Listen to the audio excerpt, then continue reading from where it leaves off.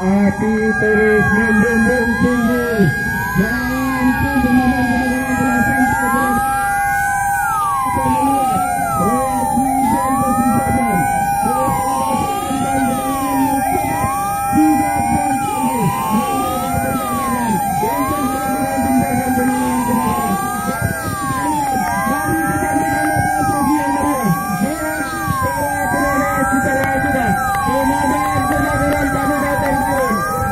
kita berikan apresiasi yang besar.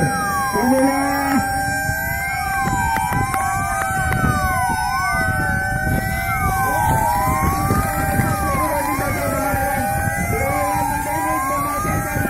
angin di angin.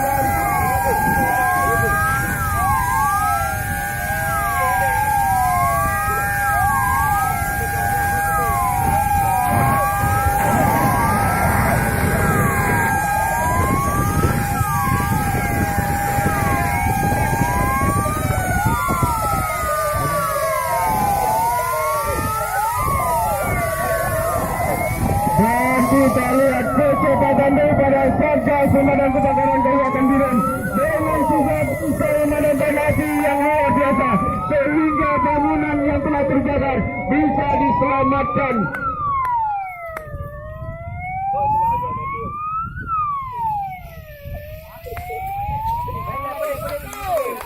Dan saya ingin dengan yang meriah kepada petugas pemadam kebakaran luar biasa.